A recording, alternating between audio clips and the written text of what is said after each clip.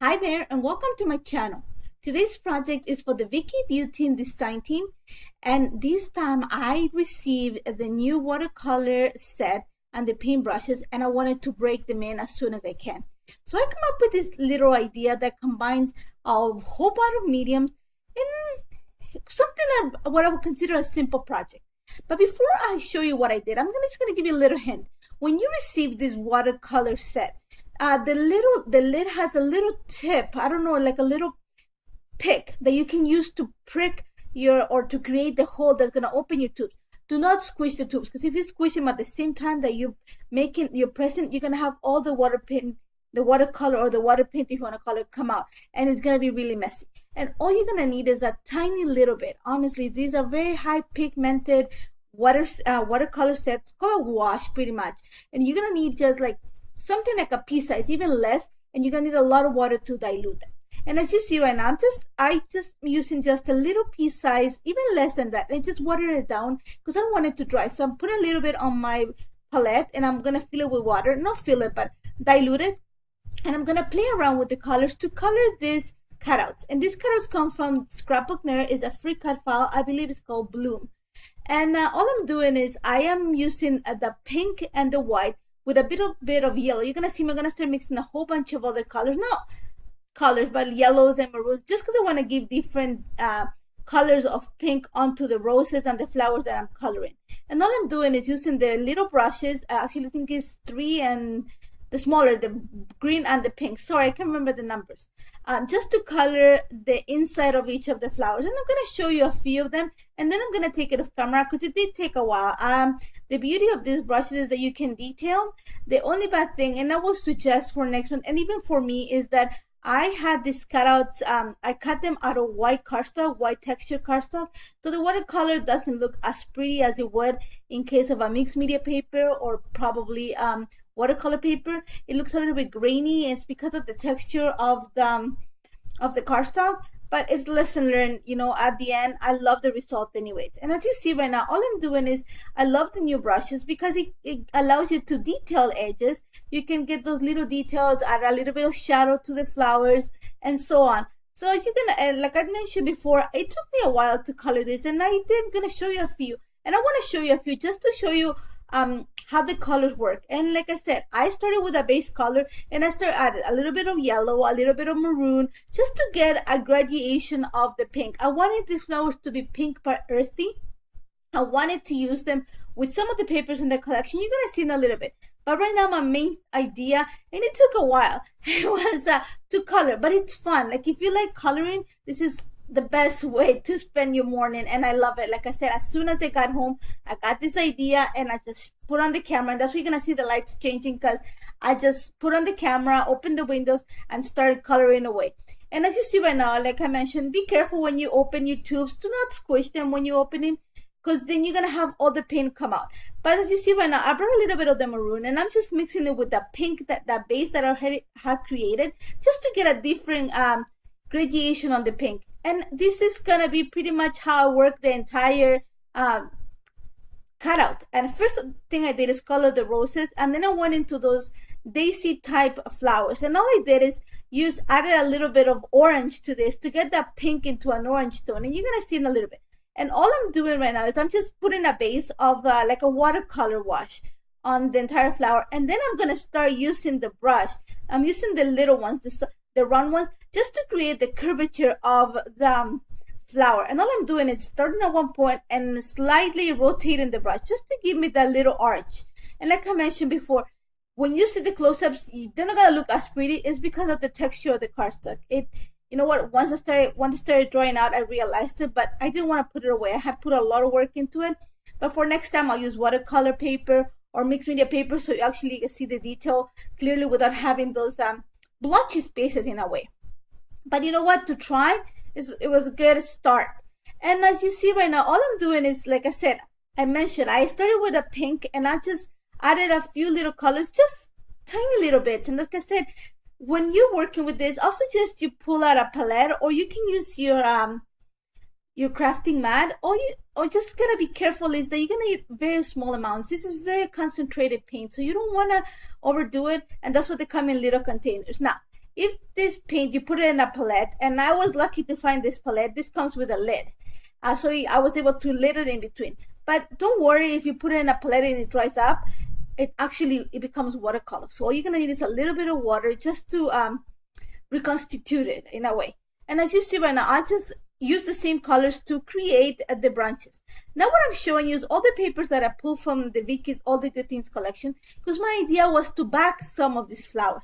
And I started with some of the pinks. I'm bringing in some yellows, and I'm playing around with some of the papers in the collection just to give me a little bit of hint of color behind the flowers. I didn't want to leave them plain. And you're going to see why in a little bit, because I'm actually not going to put them on white cardstock. I'm going to put it on pattern paper. So all I'm doing is backing each one of the flowers, and all I'm doing is using a pencil to trace it on the paper that I'm going to back it with, cut it, and then just use some quick adhesive glue to put it onto the paper, onto the cutout.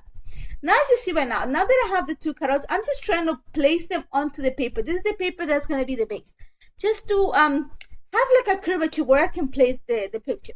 Now my idea was to have a combination of two papers, white and the color. But I didn't want to leave the white paper empty. So I'm going to bring in some mixed media. And this is one of Vicki's foundation papers that I have yeso already. All I'm doing is bringing some of the green tones from the art crayons. And I'm just using one of the water brushes just to dilute it. And all I'm going to do is, you're going to see that I'm not being careful about it. All I'm going to do is create a corner. And it's going to be the top right corner. So think about it, the top part of where the curvature of the flowers that I created on the yellow paper, that's all I'm going to do. And all I'm doing is adding some art crayon onto, like I said, the paper has been yeso, so it's easy to art crayon and dilute it onto the paper. And I'm just going to play around. I'm creating sort of like a watercolor background, if you want to say. And some parts I'm going to scribble onto the cardstock, and some other parts I'm just using a piece of, actually, I had some packaging on the hand. And all I'm doing is coloring a little bit of the crayon on the packaging, some water, diluting it, and then just using the packaging technique in a way just to kiss it onto the page and just to transfer some of the color onto the paper. And as you're gonna see, all I'm doing is forming that top corner. Think of a triangle, and I'm just thinking that top triangle, I want to cover it. And just to make sure that I cover enough, I brought in the flowers. Now, what that said, like I put that to dry on the side, I'm gonna go ahead and draw with a pencil kind of the idea of the curvature the flowers are forming onto the paper. And this was super easy. All I did is kind of freehanded, hold it in the flower there, and I just lifted a little bit and just freehanded. You're gonna see that it's gonna be a scribble line, but once I take out the flower, then I'm gonna start like actually cleaning up the line. And then all I did after that is use a pair of scissors just to cut around the edge. Once I had that done and the white paper with like all the art crayon had dried up, all I'm gonna do is glue it straight onto the foundation paper. This works because it's gonna actually toughen up. The pattern paper can be a little bit flimsy in a way, so this is gonna make me that secure base. Now I wanted to bring a little bit more mixed media to the background because it's gonna be kind of plain, and I wanted to play with the idea of the flowers. So I'm bringing one of Vicki's new stencils and the stencil brush, and I'm gonna use actually this time yellow and a little bit of orange just to play, to have like a small, like a light shadow of the flowers behind the picture. And all I'm doing is scribbling the crayon onto the base that comes in the package of the stencil brushes, and I'm picking up the color, well, actually the smaller stencil brush, sorry, and I'm just moving it onto the page on top of the stencil. This is so easy. I love the results. I've used this technique on different layouts already. I love it. I love the fact that it's so easy, that it gives you the idea that you have inked without having to do all the work, without having to do all the mess, that you can create layers with that. Super simple. So if you have a chance to, I know that a lot of places have sold out of the brushes and a lot of in order, but if you can get a hold of it, go for it. If you can get 2 sets, even better. And this stencil is one of my favorites too. And as you see right now, once I had that ready, I'm gonna bring in the flowers. And I chose to pop the flowers with some foam adhesive. I wanted them to lift off the page. I didn't want them to be flat. And also because when I added the watercolor onto the cardstock, it actually wetted a little bit. So there's a little bit of dips and valleys, you can say. So I wanted to take advantage of that when I placed it on the paper, just to have a more natural, like that curvature onto the flowers. And all I'm doing right now is I'm also using some foam adhesive to prop the picture, and I'm going to actually nest the picture, you can say, behind some of the flowers from the cutout. I just had this idea, and this picture of my daughter, we took it, we went to the park, and she loves to walk around, and I just stopped, and she held onto a tree, and I took the picture.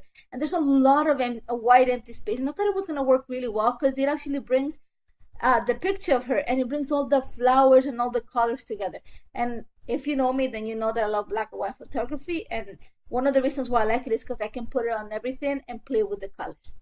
Now, the title's super simple. I'm using one of Vicki's foam adhesive words. I love them, the ones with the glitter. I thought with all these muted tones that I got from the watercolor, I wanted to bring some shine into the picture. And the title provides plenty of that. After that, because there's so much going on, you're gonna see that I add just a few little details, like some watercolor stickers, some of the cardstock stickers, some embellishments.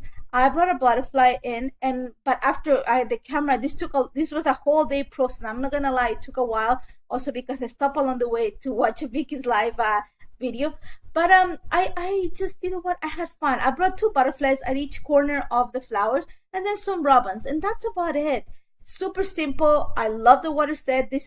Watercolor is what I love the most out of mixed media, so I'm gonna play around with it. And this is what the first layout that I created, and I love it. I love all the flowers. I love all the mixed media. I hope you try it. It's super simple. If you have any questions, don't hesitate to contact me, and don't forget to check out Vicki's stuff. It's amazing. Take care, guys.